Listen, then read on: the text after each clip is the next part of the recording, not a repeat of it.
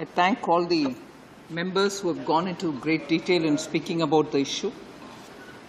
In fact, I would like to start by saying I'm indeed happy to be able to stand up here and give the reply for this debate. And actually, but for the COVID which hit me, I would have been here the first day when the debate should have started.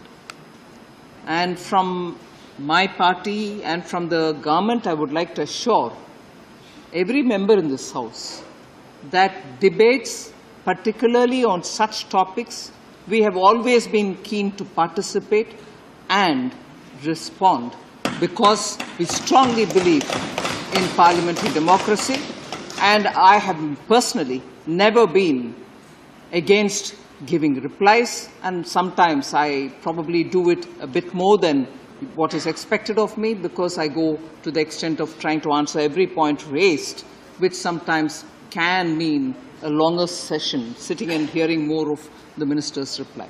But let me assure this House that debates are definitely something which we respect and want to participate, and I'm glad today that we've had this debate, and I'm here to respond to what the members have spoken about. Many of our members seem to have heard what I have spoken in the Lok Sabha yesterday. So on many of the points, although they have been raised here, I would not elaborate too much. Of course, in honor of the member who's raised it, I will respond somewhat, but they have heard me on many of those issues in great detail, having spoken in the Lok Sabha, so I'll try to keep it crisp on some of these points. Sir, I started there, and I would like to start here as well to say that Indian economy, compared to the situation prevailing in many of our peer groups and compared to the situation in many of the developed economies, is definitely much better. But that does not mean that we are running away from saying, because, like some of the members have said, imported inflation, and because of the imported supply chain related problems and global commodity prices, we are being impacted. These are realities, and we are here to answer and discuss on them. Nobody is saying, or nobody is in a denial about price rise. I mean, even Professor Ram Gopal Verma spoke, and he's not here now. But, Ram Gopal Yadav ji, sorry, thank you for correcting me. He said, no, daratal mein jaakar dekhiye, numbers nahi. Numbers bhi देखेंगे, दरातल में क्या हो रही है वो भी देखेंगे. हम भाग नहीं रहे. और ये भी सच्चाई है कि नंबर्स के मुताबिक भी हमारे इन्फ्लेशन रेट का एक बैंड रहता है. 4 is the median point, -2 or +2 is what is normally accommodated.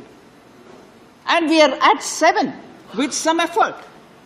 Or it can be slightly more than 7, but we have made sure that the Reserve Bank and the government put together are taking enough steps to make sure that it is kept at 7 or below, ideally below 6, the band. So nobody is denying. And therefore, when we say, look at the world where some countries are experiencing inflation which they have not seen in 40 years, 35 years, 27 years, it doesn't mean that we are saying there's no inflation in this country. So, it becomes very, very haranguing. That's not to say about you. If the debate constantly is only attributing things which we have not even said. So let's please, both on data and on Daratal, thank you very much, Professor Ram Gopal Yadav, constant interaction with people who are affected is giving us inputs, and based on which we are having a targeted approach from the pandemic until today when the recovery is going on. And through the targeted approach, we are reaching sections which so desperately need that help. Of course, yes, you can do a lot more. Nobody is denying that. But that doesn't mean we are saying, no, we won't do anything at all.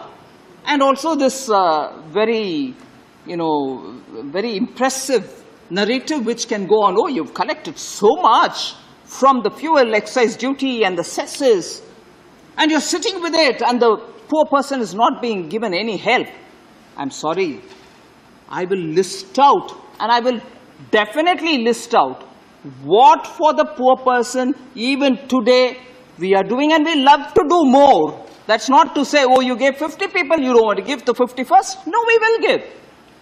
But to think and attribute to us that you're not doing anything for the poor, I'm sorry. And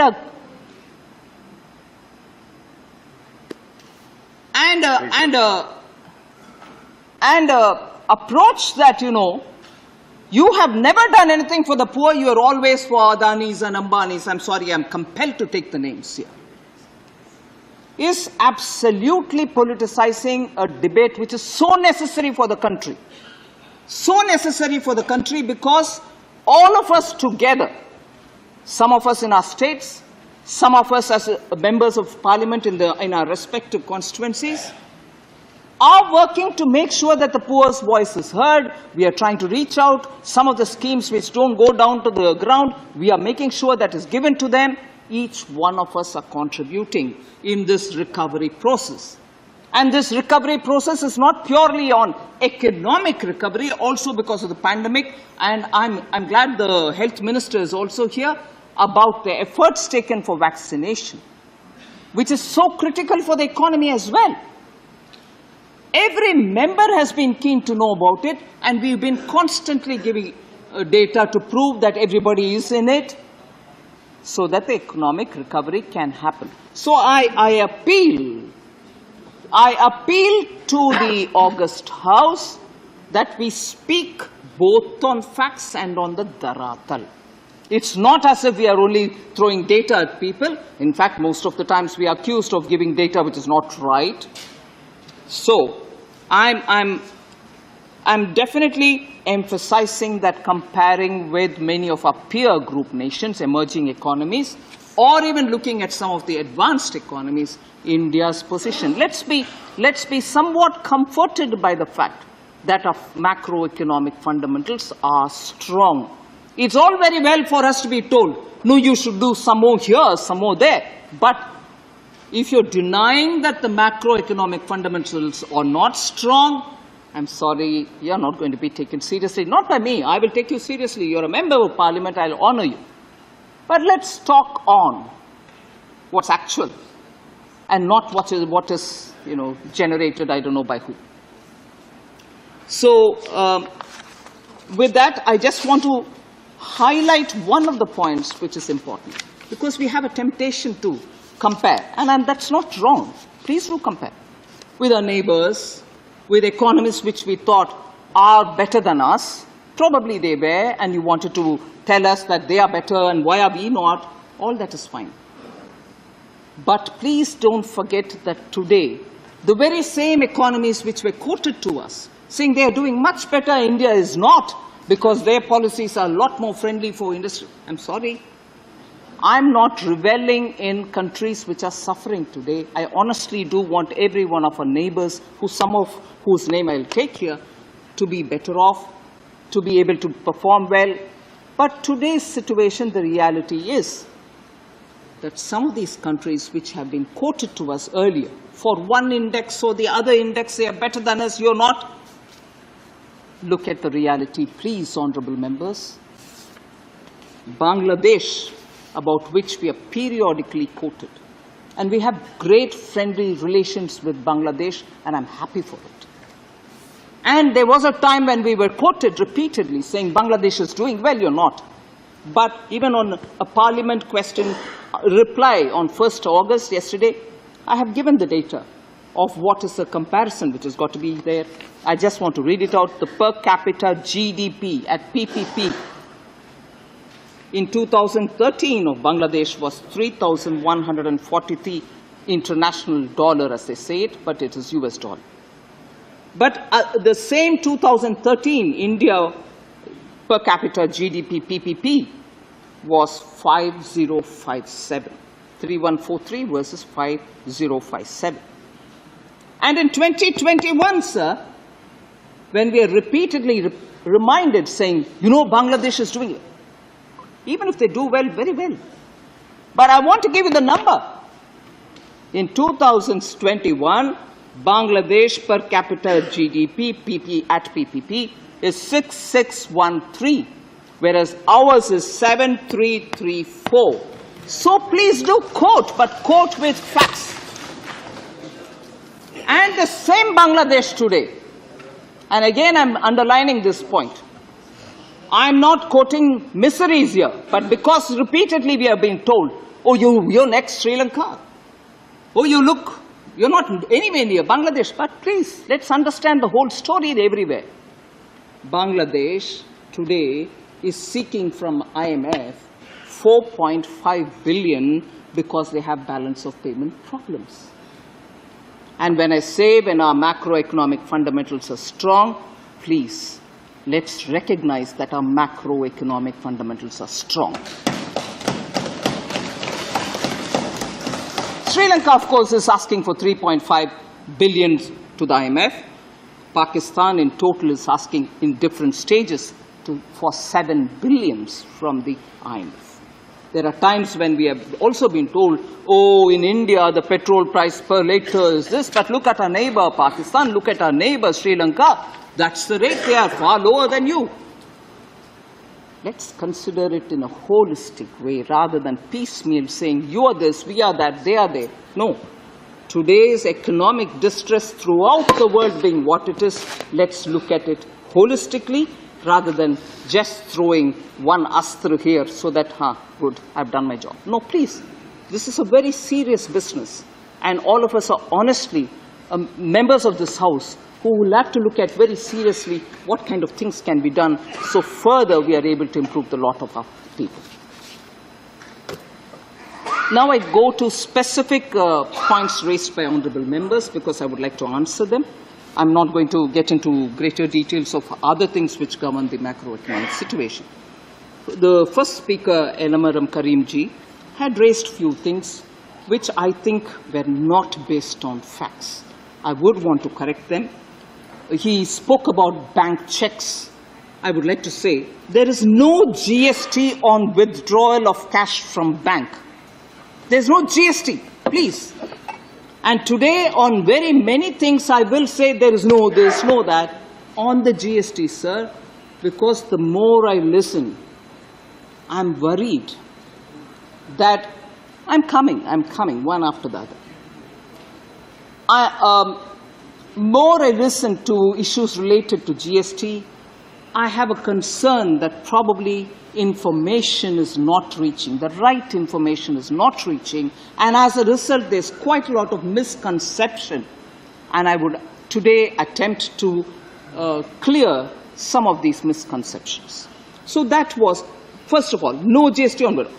Specifically on the checkbooks. GST has been imposed on the bank checkbooks when banks buy it from the printers of the checkbooks, because banks will have to buy it in bulk. And from them, when they obtain it, because banks don't print their checkbooks, they buy it and from the printers. And the printers, after all, for the paper, after all, for the machine, after all, for many other things that they have, and the services that they are paying GST for those inputs with which they manufacture the checkbook and supply to the banks. So for them, there is a tax GST because they already are paying input tax for many of these items.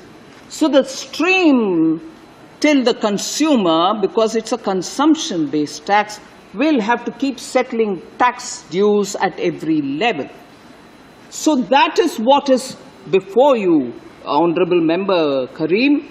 So I want you to kindly take into cognizance that as regards the consumer or the bank client who takes the money, withdraws the money, there is no charge on him. It is a bank which purchases from the printer for whom there is a GST. Otherwise, the bank will end up having to the printer will end up with, at a lesser cost he gives the banks, and the input tax credits will get accumulated. And I elaborate on the fact that the bank, when you go withdraw cash, 5 free transactions from your own bank's ATM and 5 from an ATM of a different bank, you can draw without any charge. They are free transactions, so 10 in total.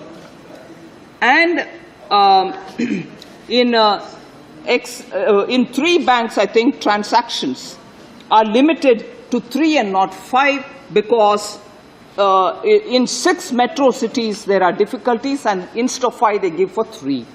However, for small, no frills, basic saving bank deposit accounts, which are what the common small and middle class families use, they are still permitted to 5 free transactions even in metro cities. So 5 plus 5, 10 transactions in a month is totally free when you draw it from your ATM. So let's please not be led by misinformation.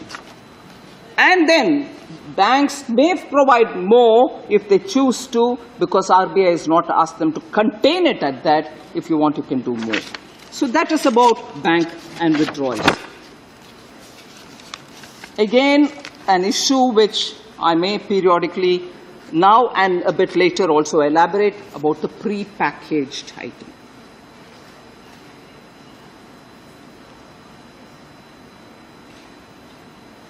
I hesitate to have to say something here. GST Council has members, ministers from every state. They are not alone when they are inside the GST Council. They sit with their officers as well. So it's not as if it's possible for anyone to say something about some other state outside and get away with it, because they are with their officers. If not the minister himself, the officers also know it. And as regards the latest, the 47th meeting which was held in Chandigarh, it's a matter of record that all states agreed to the proposal. I put it on record. And if there have been private conversations with some ministers, I recognize the private conversation, madam. Rajnitai, I would like to particularly tell you, private conversations can be anything. The minutes, the oral recordings, all stand testimony that there was not one person who spoke against. And this is my word, you may not trust me, but I have the responsibility as the chairperson of the GST Council to put the facts on record in this August House. Not one spoke against, and I repeat, not one spoke against.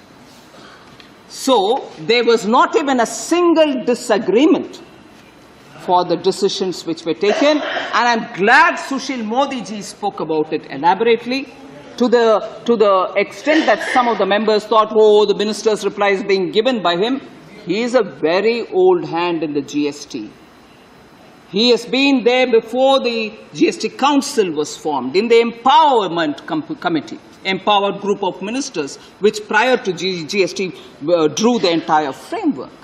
And I do not derive any pleasure by saying something which is not true. You can always pull me up later. My credibility will be gone to the bins. Why would I want to do it?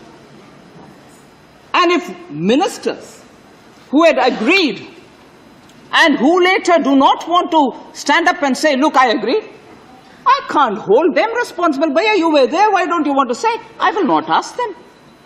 In the council, what happened is what is on record, and about that, if there are speculations, it's my duty to answer it. And that's what I'm doing. I repeat, 47th council meeting in Chandigarh, where after a 3-layer process, the fitment committee, and I'll go to the details to tell you who were the members in the fitment committee. And post that, a group of ministers. I'll tell you who were the members of the group of ministers, not just my BJP compatriots. Ministers from all different states were in this group, some others were in this group, and post that, it comes to the GST Council. And why has this correction become necessary? Then and now, the poor's consumption of any of these are not being taxed even now. Even now they are exempted. And when in 2018, the branded people, some of them who were not registered as brand but unregistered, were also given the exemption. There was a thorough, rampant misuse.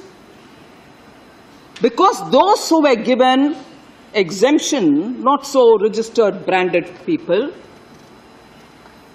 were all right getting the exemption. But those who were registered and high-value brands were given a choice, saying if you disclaim your registration of the patent or your copyright or your brand, you also become one of those brand, but not registered. Blatant misuse happened. And this from 2019 has been worrying the GST Council. Every meeting this was discussed, and there were amounts also looked at as to what this misuse is leading to. And in its wisdom, therefore, the Council said, we'll have to work out some way in which the poor continue to get theirs without GST, but the brand and unbranded, which is happening, will have to be dealt with. And therefore, what we've done now is this continues for the poor. They're not being taxed. The exemption continues on rice, puffed rice, dahi, chawal, lassi, whatever. It continues. What's now, the exemption has been withdrawn, is on the pre-packed.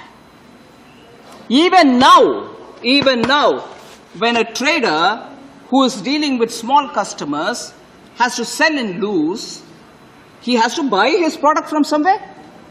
So when he buys in bulk, gets it packed up there and then brings it to his shop, he's not being taxed even now.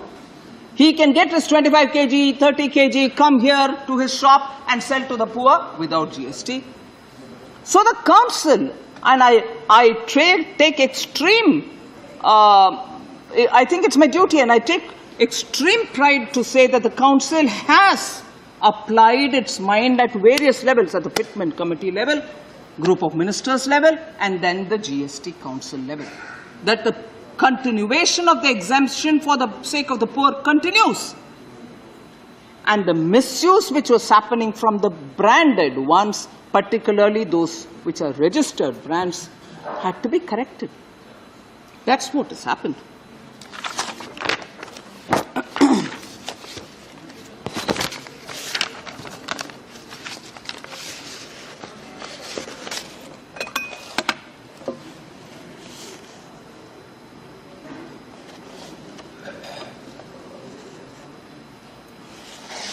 Elamaram Karimji also was worried that we are dealing with diamonds so kindly. You're taxing them very less. Food products are being taxed at 5. Karimji, at the time when GST was brought in, elaborate discussions took place about diamonds, because in this country, 96% of all imported diamonds were coming, cut, polish, some jewelry, value addition work, get exported. 96% of all rough diamonds which are brought into this country are exported. So obviously, you don't export your taxes. Any export item does not bear the domestic tax. And therefore, earlier where it was 3%, then there were quite a lot of demands from those, and it is a labor-intensive industry. Therefore, a lot of input tax credits were getting accumulated, and because they are selling it with no tax or some percentage of tax, it wasn't benefiting. Therefore, in order that ITC, input tax credit claims, can be sorted out, studies were done on it, and post that the council took the decision to keep the tax where it is. So that is not a favor done to diamonds. It is more the industry and the workers who are all there, and as a result of which, and because 96% gets exported, that rate has been fixed.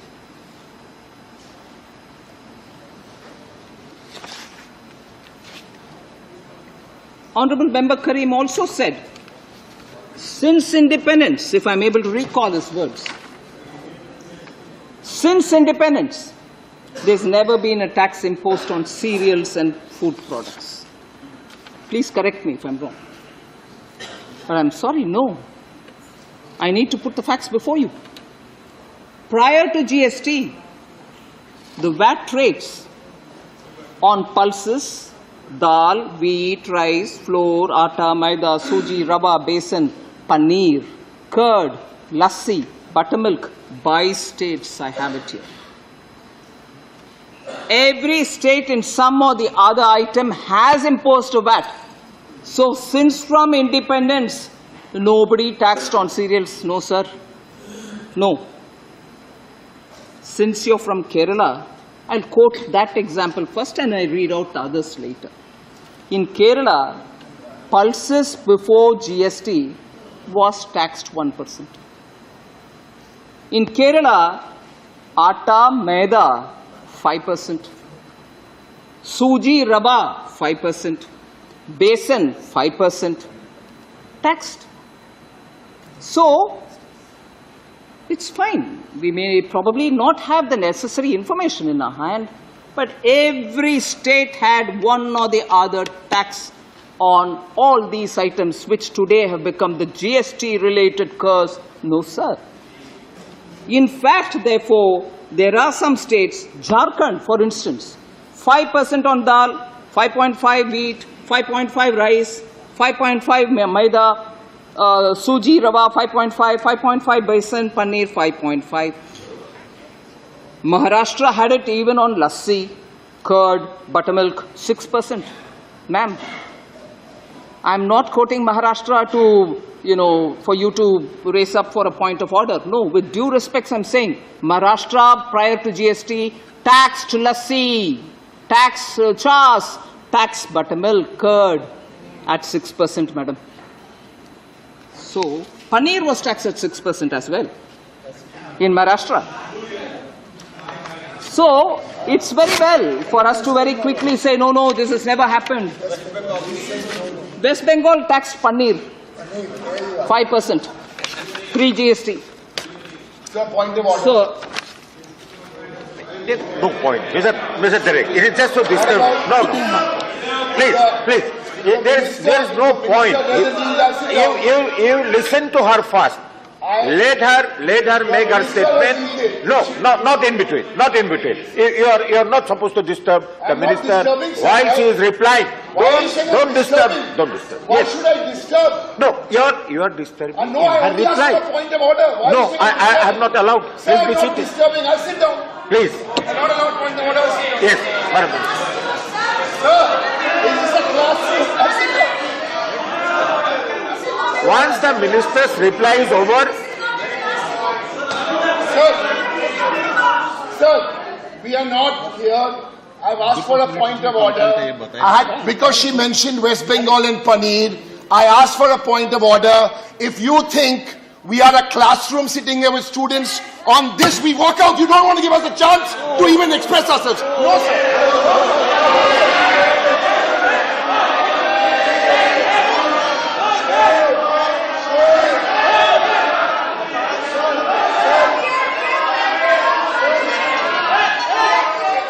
Sir, it is extremely unfortunate.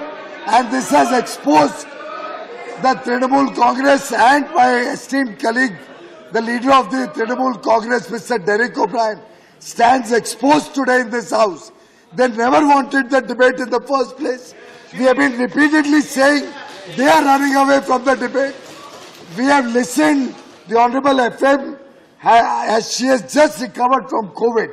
After that, she has sat 5 hours and listened to every honorable member, made copious notes. She is addressing each member's concerns very elaborately.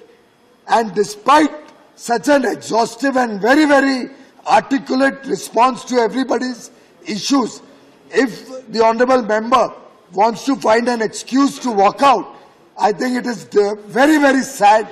It only shows that they are getting exposed. They are getting exposed for their failure to take effective measures. Honourable Minister, please continue. So I won't elaborate on each of the states, sir, but the matter of fact is some states or some other states or in fact all states in some item or the other pre-GST had a tax, had a VAT in every one of these items which we today feel outraged. How did the GST Council do? The GST Council has not done anything. No new tax has been levied. But those who had exemption and those who were misusing it have now been told no more exemption for you if you are branded. So pre-packed for the poor which comes and that which is being bought in loose is still under exemption. With that I will not elaborate further. But there were concerns about hospital beds. I would like to highlight again, this is as a result of a misunderstanding. I would like to clear this misunderstanding. The GST Council recommended that hospital room rent, no bed, no ICU. ICU is not being charged at all. It does not impact emergency services. It does not impact ICU. But if you are taking a room in a hospital which is more than 5,000 rupees per day, it is only for that class, 5,000 and above, that 5% tax is being levied. 5,000 and lower, there is no tax if you're taking a room with treatment being offered for you. So, again, a misunderstanding which I'd like to be clear on. I want to tell, no, sorry, that is also not right. Again, with a lot of cynicism, the council is accused of having levied charges on crematoriums. You're going to, bury your dead, are you being charged? No! Please put in a minute more to read what actually the council has said. I'm extremely proud, sir, of the way in which the council functions. The ministers apply a lot of their mind. The fitment committee does its business. At every layer, the legal committee looks into the legality of everything. And post that the issues come to the council. And even there, they think about whether it's right time, should we do it later, what is the loss if we do it tomorrow, what is the loss if we hadn't done it at all. Everything is discussed. To suddenly make a picture of the GST Council as though it is sitting mindlessly and just goes about wanting to earn more. No, please. They are also people coming from the ground. After all, they belong to all our parties. They know what is the ground. They come back to say what they want. And there is no maniacal wanting to earn more revenue. It is more reasonably addressing issues, but addressing nevertheless. So crematorium, sir, Honorable Member Karim, there is no GST on crematorium, funeral, burial or mortuary services. कोई इसके ऊपर tax नहीं है, मगर क्योंकि वो सब exempt है, मगर कोई एक नया क्रिमेटोरियम बनाना चाहता है, उसके लिए इलेक्ट्रिकल वाटर इंसिनरेटर ले आ रहा, कुछ और बना रहा, वो सब के लिए वो टैक्स पे करके वो ले आता है इंस्टॉल करने के लिए. He buys these huge incinerators, also builds it with materials for which he pays tax. And when he comes here to build it, he's already paid the tax. How will he retrieve it unless he's got? So the construction of crematorium is what is being taxed. And it is not as though the services, you go to bury a dead, you're being taxed. No. Let's please understand how the economics of taxation works. Yes, it is important for being conscious that we don't hurt a poor consumer. But it doesn't mean that we break the taxation chain and disrupt the whole GST framework. And also even now we say, oh, no, GST is a failure. Not at all. I actually want to highlight this, and I shall do it, that after the introduction of GST, today I heard a lot of this, Grihani, Grahast. Oh, GST Council is also conscious of Grihanis. GST Council is also conscious of households. I will read out a list as to what the taxation on Grihanis was before the GST was introduced. Derek O'Brien is not here. He listed out 6 things and said, Minister is not here, come. I wanted to come and reply. I'm ready to reply. He is not here. I will read it out, but. So, Honorable Member Karim, I want you to be sure that the crematorium matter be settled. It is not as though. Now, before I just want to be sure that the point on the GST decision-making process is understood, I want to tell honourable members as to who were in the fitment committee. The fitment committee consists of top commissioner level officers from Rajasthan, West Bengal,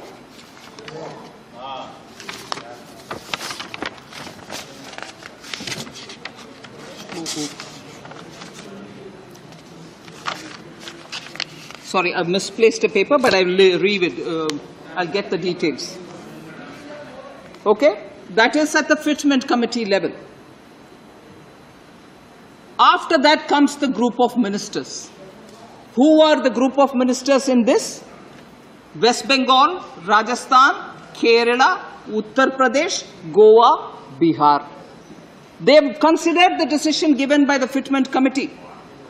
And after that it went over again to the group of ministers which is looking at rationalization of rates, looking at the correction of inverted duty structure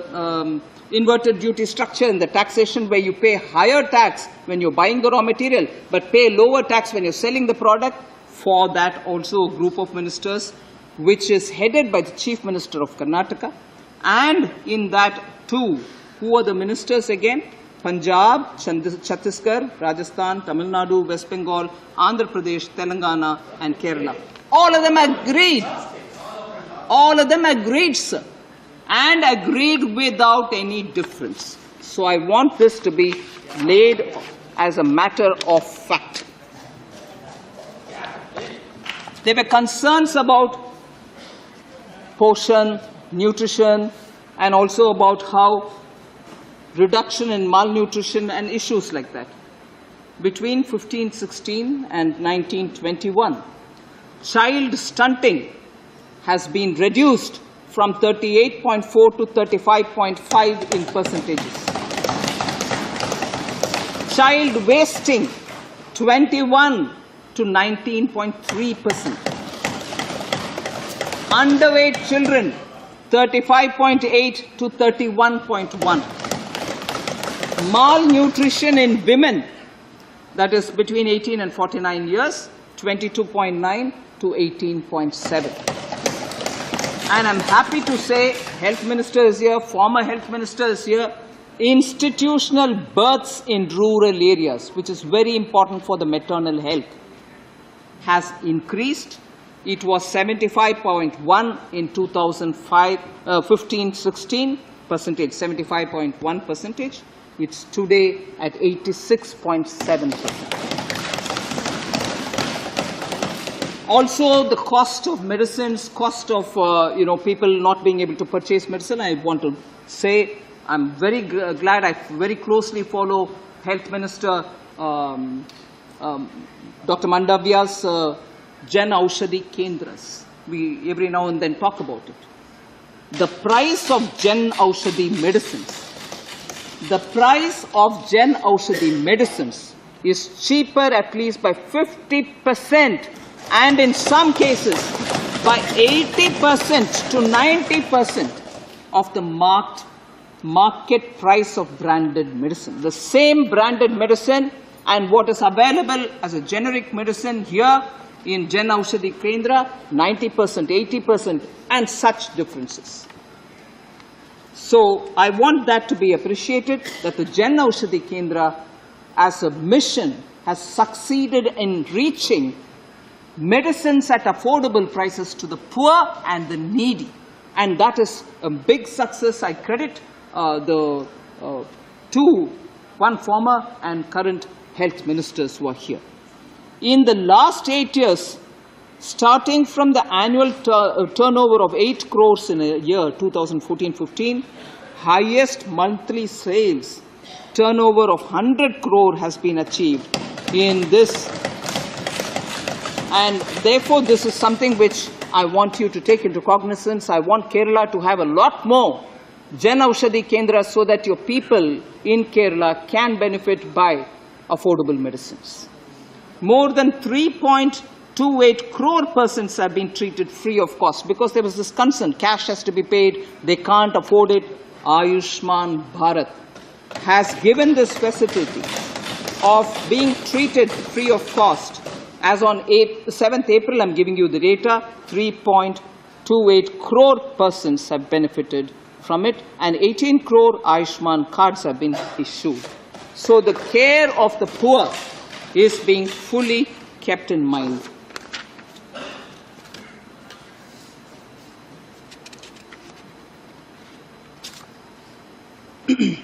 Honorable Member Shakti Singh Gohil, he's here, and very many other members spoke about how Ujjwala is really not making a difference. You spread it, but then we all gave up.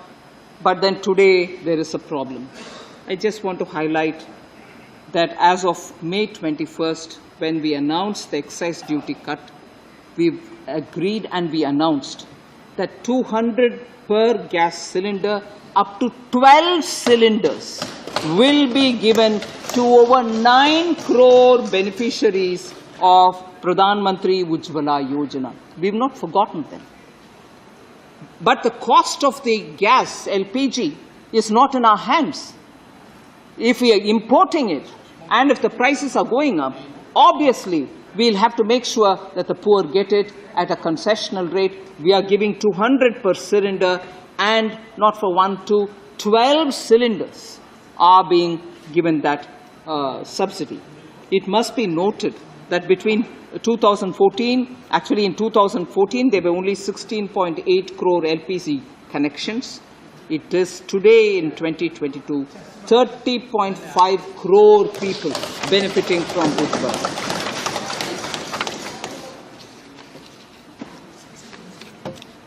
The tomato, onions and potato scheme has been easy target of a lot of people saying nothing has made a difference in it. You announced it, Prime Minister Modi said it, but nothing. No, but I would want to just highlight what it is about. Actually, I'll start from over the span of less than 5 years under UPA 2, from May 2009 to November 2013. The average price of various food commodities were in triple digits, not double. Some of them went up that much. And I'm not exaggerating. Potato, onion, tomato, the increase in average price over this period, 2009 to 2013, was shockingly at 164% for potato, 323% for onion, and 160% for tomatoes. So that's the kind of increase in price happened during UPA 2. And today with top scheme, we are able to get more of these perishable goods to the market, give them capacities to store, and as a result of which, the prices have been held reasonably. In fact, in November 2013, sir, the price of onion had touched 100 rupees a kg in certain centers. Some of them, sir, you're from Assam, you'll know in places like Aizawl, it was already 100 rupees or more at that time, and tomato was costing 80. I'm glad that Rajni remembered my exchange about onions in the Lok Sabha. Whether I eat or not Thai, we work to make sure that it is affordably available for everybody. So it doesn't matter whether I'm an onion eater or not, and all of us rejoiced at a minister being bullied, saying, oh, she doesn't eat onion, so she doesn't care for the poor who need to eat. Well, not just me. Prime Minister also has a concern, and that's why the top scheme succeeded. That I would like to quote that between the last month and this month, the reduction in the price, whereas what it was between 9 and 13, in 2009, May 1st, potato was 9 rupees. Whereas November 22, 2013, it was 26 rupees. Whereas what we have on July 29 is 26 only. We've contained the prices. Onions were 52.98 in 2013. It is 25.45 today, in July, on 29th July. Tomatoes, 46 rupees in November 2013. Today it is at 34. So, one of the things which we like everyone to take into cognizance, there were detailed questions about groundnut oil, mustard oil, vanaspati. I have data, I don't want to read it here, but proving that we are holding the prices carefully. And in the process, I'm not sure, one of the honorable members did ask, what is happening? The area under cultivation, I think it was one member from Telangana, area under cultivation of rice is going down, and area under cultivation of wheat, and then the export which was going, you halted it. There is a group of ministers headed by the Honorable Home Minister, which periodically reviews the Commerce and Industry Minister, Food Consumer Affairs Minister, Leader of the House here, is also a member of that committee, of the group. We periodically review the availability of cereals, pulses, dalhan, tilhan, and also the crop sowing, area, acreage under cultivation, and take calls accordingly. So it's not left high and dry. The government is looking at it because these are essential and we need to do something about it. So vulnerable sections of the society, because I would want to quote from Pandit Deen Dayal Upadhyaya, who's our ideologue, from whom we derive a lot of inspiration. He said, and I quote, "It is our thinking and principle that these uneducated and poor people are our gods. We have to worship them. It is our social and human dharma." That's what he said. And the Antyodaya which we practice is derived from that. And as a result, you will find that, let me list out some of the specific action. Poor. Huh? Sorry? The poor. Huh? Mr. Binay Bishop? What is it? Binay Bishop? Not now. I'll give you the data of what we're doing with farmers, sir. PM Ujjwala, I've already said, sir, 2014, 16.8 crores. Today it is 30.5 crores. Since we had Honorable Member Binay Vishwam talking about farmers, in 2014, there was no Pradhan Mantri Kisan Samman Nidhi Yojana, but in 2022, we've already deposited 12.5 crores of plus number of farmers, 6,000 a year for each one of them. 12.5 crore plus farmers have received 6,000 each into their account per year. So we are looking at farmers and taking care of them. Jal Jeevan Mission, sir. In 2019, there were only 3.2 households, 3.2 crore households. Now, getting piped water, 9.6 crore households get piped water. Taking care of the poor actually, not just throwing some money and saying, दे दिया poor के लिए पैसा. नहीं, सचमुच पानी जा रहे उनके घर में नल के द्वारा. 9.6 crore households. Sir, street vendors, PM Swanidhi Yojana, 2014, there was no scheme. 2022, 29 lakh plus get loans for under the PM Swanidhi so that they can do affordable loans, so that they can do their own work. But otherwise, they don't have to give security. Without security, they get it. Ayushman Bharat, I've already said. Ayushman Bharat Jan Arogya Yojana, 3.28 crores get free treatment. So let's please, I know member Sanjay Singh, he's not here, he was talking about poor ke liye, garib. We are attending to garib. In reality, as to what they need in their house is reaching them. Tiruchi Shivaji also mentioned some of these, garib ke liye kya hai. One point on which member Ranjan also speak. Ranjan ji also spoke about. So you've given Ujjwala cylinders, but what's the use? The price is going up. And I've already told you that we've given for up to 12 cylinders in a year, 200 rupees each cylinder. But there is an important data I would like to highlight here. LPG coverage, sir, is defined as ratio of the active consumers to the total households which are getting covered. That has increased from 61.9% in 2016 to 102.2% in November of 2021. That's not possible unless people are having their refills made periodically. So it's not true that people are not coming for refills. Yes, the price has gone up. It is not in our hands, but still we are giving 200 rupees per cylinder for people so that they don't, that may not be sufficient. You can ask me to give them totally free the cylinder. They may deserve it, but I'll also have to consider how many people I can afford to give and so on. So, you are covered already. Amount has been reduced yesterday in the House. Amount is reduced to now only 242 crore is the subsidy amount.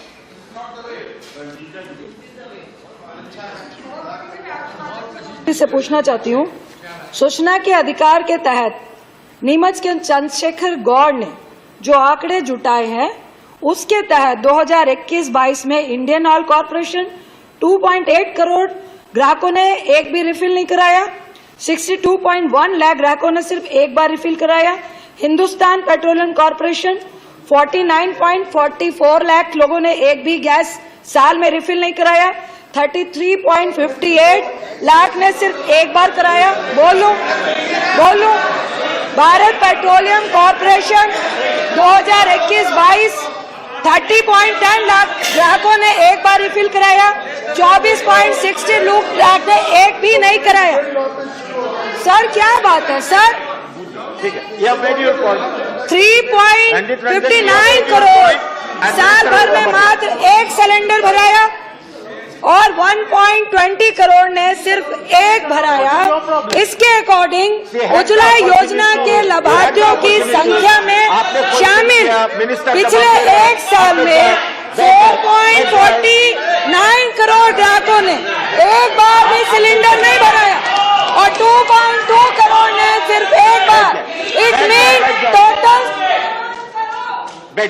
एक minute मैं जरूर answer दूंगी Ranjeet Ranjan ji. Honourable member Ranjeet Ranjan ji को chairman साहब आपके द्वारा answer देना चाहती हूं।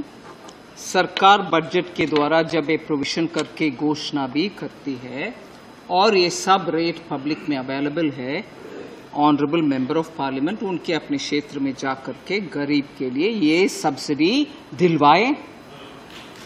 उनके अपने कर्तव्य है जो सरकार के द्वारा। No I am sorry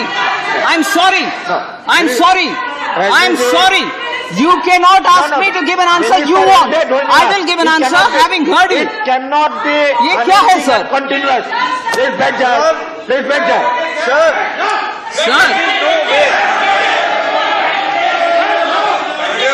This is no way. Nothing will go on record. Which are saying without my permission. So I'm not yielding now, sir. Nothing will go wrong. I'm not yielding now, sir. I'm not yielding now, sir. I sat down. आप सुन लीजिए जरा please, हाथ जोड़ करके मैं बोल रही हूँ, सुन लीजिए प्लीज। सुन लीजिए, बैठिए। I'm not claiming it.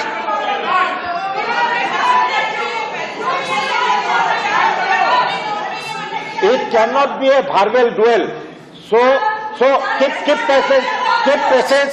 आपने जिसको जो पूछता था पूछ लिया, मिनिस्टर यील्ड किया, आप मिनिस्टर जवाब दे रहे हैं, आप देखिए, Sir, please. I'm addressing you, sir. I sat down, heard every member, sometimes in this place or sometimes from my room. And even now, I sat down yielding to hear the honorable member. I heard the honorable member. And after which, I'm willing to give an answer. Maybe not the answer she would like, but I'm giving an answer. But not the answer that she wants, maybe, but that doesn't mean that this is not the way to give an answer. That's the answer I can give. You like it or you don't like it. With your permission, I've sat down, I've heard, and I'm also... And what is this? Constantly the minister will have to be listening. I am listening. But when I stand up to answer, there is interruption, there's running commentary, there is dictation. No, not that way. Sorry, sir. I'm willing to hear. I'm willing to sit and hear interruptions. I yield. And after that, I certainly give a reply. And I would think you would give me that, duty that I'm performing a chance. Yes, definitely. Please. No. Sir, there's also been a lot of question about, the center is collecting a lot of cess. Center is collecting a lot of cess. Before I go to that, sir, Honorable Member Derek O'Brien is not here, but he did raise something very interesting, saying families, when they think of the morning, the kind of things that they do, they buy toothpaste at this rate. When they go out, they have to get a cylinder and come. I just want to draw his attention, sir, to domestic, that grihani, grihastha, unka ध्यान में रखते हुए pre-GST rate. Huh? Of course, sir. Madam, I fully know. I'm purposely using it. I'm also a grihini and I use the word grihini, and I'm using the grihini because I've been told repeatedly, grihini ke daan rakho, main grihini hu. So, I hope you will not have an objection, sir. आपने बोला, अब सुनने का समर्थ रखिए, please. That's my style of speaking, madam. I may not speak like Rajni sweetly, but also keep saying things which have been already answered. My nature is different. I'm sorry, all of us are made of different stuff. You may have to put up with it. We are made of different stuff. Sir, Derek had raised this issue about how families have a worry. I just want to say GST has not increased the burden on families. And this I'm saying because the rates on some of the items before GST was far higher. And let me list out. Tooth powder, 17% pre-GST, now it's 12%. Hair oil, 29.3% pre-GST, 18% under GST. Toothpaste, 29.3 pre-GST, 18 under GST. Soap, 29.3 under pre-GST, 18% under GST. Footwear, which is more than 1,000 rupees, 21%, GST is 18%. Paints, because I heard Honorable Member Jayant Chowdhury say we probably talk about tomatoes, potatoes, onions only, but sarai, saria, cement, paints, sir, and varnishes, which are necessary for the ordinary citizen to, make his house up, 31.3% pre-GST. It's 18% now, sir. Sugar, which आम घर में उपयोग में आता है, 6% pre-GST, now it's 5%. Sweetmeats, मिठाई, दुकान से जो तो लेते हैं 7%, 5% now in GST, 7 under pre-GST. Washing machines, which has now become a common household thing, everybody wants some model or the other, 31.3% pre-GST, 18% now. Vacuum cleaners, 31.3%, 18% now. Televisions up to the size of 32 inches, 31.3%, now it's 18%. LPG stove, 21%, pre-GST, 18%. LED lamps, which Piyush as minister propagated that people should have LED lamps in their houses, 15% under pre-GST, GST is 12%. Kerosene pressure lantern, which for emergency we use in poor households, which till today didn't receive electricity, 8% before, 5% now. So, Derek O'Brien, families which want to buy things today are buying it at far lesser rate under the GST. Also, he's not here. I do not want to spend much time on it. But he also very simplistically, I'm not criticizing him, simplistically said US inflation is 9%, India's inflation is 7%. So actually speaking, Indian currency should be appreciating in value. Sir, the currency of a country does not get determined just by these one inflation there versus inflation here. There are so many other factors which go into the fixation of the value of a currency. He obviously talked about a few other things. I'm not getting into it. He said, but Raghuram Rajan, you quoted in Lok Sabha, but he's also said something more. Many other members also said. I've taken everything that Raghuram Rajan, former governor, as an economist said. Suppose he's given a political opinion. No, I've not referred to it. Let me be clear on that. So, cess, sir, one quick word. A lot of concern has been expressed by a lot of members. What the centre collects as cess and what it spends. I have said as a part of the questionnaire as to how we spend money collected under cess. Till now, for instance, between 2013-14, 14-15, 15-16, till 22-23 BE, 3.77 lakh crores of cess has been collected. 3.77 lakh crores. What actually has been utilized is 3.93 lakh crore. Utilized, meaning states have received it, they've started using it, they've spent it. 3.93. So nearly 20 lakh has been given, lakh crore has been given as extra. 3.77, 3.93. State receive the cess as and when. Centre doesn't collect and sit with it, it goes to the states promptly, and sometimes much more than what has been collected goes to the states. This is something which I would like to say. With the collected cess, what do we do? Not my data, RBI's data shows very clearly the total developmental expenditure incurred by Modi government in 2014-22, between 14 and 22, was 90.9 lakh crores, far higher than what is being spoken about. In contrast, only 49.2 lakh crores were spent on this, meaning developmental expenditure, between 2004 and 14. So 10 years, 49.2 lakh, whereas between 14 and 22, 19.8 years may, 90.9 lakhs is what we have spent on development. So cess collected goes to the state, development expenditure happens, that's the total we have spent. Expenditure incurred again by RBI, by Modi government on food, fuel and fertilizer subsidies.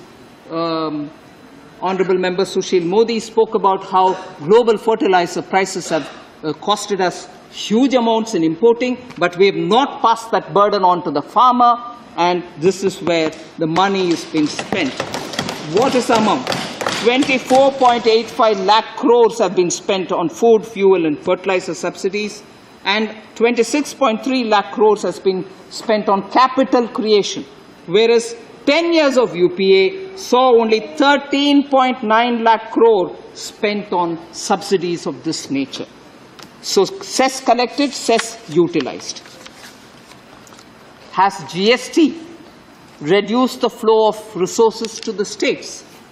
I'll very quickly give a data which runs between 2015-16, before the introduction of GST, to today. Total flow of funds to the states have increased substantially, an average of 14.8%, approximately close to 15% during the first 5 years of GST, despite the pandemic. The pandemic has not reduced us. We've given what was expected to be given and given slightly more as well. Whereas the average growth before the introduction of GST was only 9%. So 9% before GST, and after that the states have received 14.8% average resource growth in the states. So no way cesses are growing, devolution is happening, GST revenues are reaching. So states, please, are receiving, and the misconception that cess is not being utilized by us for the state's benefit is not right.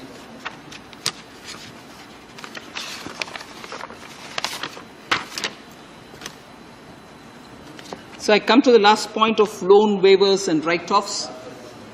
Member Sanjay Singh had raised it. The confusion about write-offs are not waivers. Waivers are different, write-offs are different. This has been explained several times. But again, it's politically convenient, I suppose, to say, oh, you have written off, which means it's all waived off. They are not waived off. The bank's balance sheet gets cleaned up, but the bank's duty, it remains. And I can say that in the Parliament, I have answered questions about how much of Mallaya's assets, Kingfisher Mallaya's assets, have been brought back to the bank. How much of Nirav Modi's assets have been confiscated by the ED and given to the banks. So banks' dues are getting repaid. So write-off means that the bank's balance sheets are getting cleared, but the banks pursues, and all the securities which are lying with them are being legally auctioned, and the monies are being given back to the banks. So this... No, let her reply. Let her reply be finished. No. Hey, this is not the way. This is not. I allowed you once, not all the time. It's not a verbal duel. It's not a running commentary. No, it's not a verbal. Please. Madam Minister, continue. Nothing on the call. Continue. Last 2-3 points, sir. I'll finish with that. I know it's quite... I halted when I said the fitment committee, which is the first layer, and after that the GOM. The fitment committee, the paper was incomplete. Fitment committee, the states which were represented in the fitment committee: Maharashtra, Gujarat, Rajasthan, Haryana, UP, Bihar, West Bengal, Tamil Nadu, and Karnataka. So all of them were in the fitment committee. From there, the GOM, in which I read out the states which were represented. After that, the GOM, which is headed by the Chief Minister of Karnataka. After that, the GST Council. Nowhere was a difference of opinion. The last few points, sir. Honorable Member Vaiko is here. He had a concern about ICUs are also being charged. No charge on ICUs, sir. And GST has imposed taxation, and because of that, there's a lot of even those items which were under the 28% rate at the stage of introducing the GST, there were more than 229 items, all with 28% rate. Gradually, after the introduction, through various council meetings, that 229 has come down now to just 28 items which are in the 28% rate, which means items are being brought down from higher tax rates to lower tax rate. And therefore, I sequentially linked to Member Raghav Chadda, the new member, who said, obviously, they will not have any interest in bringing the GST corrections because it suits them. Because when the inflation is high, honorable members, do correct me if I've caught him wrong. When the inflation is high, the same commodity is bought at a higher rate, and therefore the GST earned out of it will be far higher. And therefore the GST Council will not be in favor of reducing the rate. That was his case. I'm sorry. That is one economics which I am learning today. If the rate is higher, people will stop buying it. If inflation is higher, consumption will come down. Naturally, my tax revenue will go down. Raghav Chadda ji, please, I want you to, okay? I want him to please, he's a young representative, new representative, partially throwing economics at people doesn't help. And it's also, let me please submit, demeaning a body like GST Council that they will not want to reduce. Their own Delhi finance minister and now their own Punjab finance minister is also there. Is he suggesting that their ministers will be happy if inflation goes up? That's wrong, sir. I don't want cynicism to govern us. We are all capable of doing better. So I think largely I have addressed most of the issues, sir. So thank you very much for having given me this opportunity. Thank you, Minister. Message from the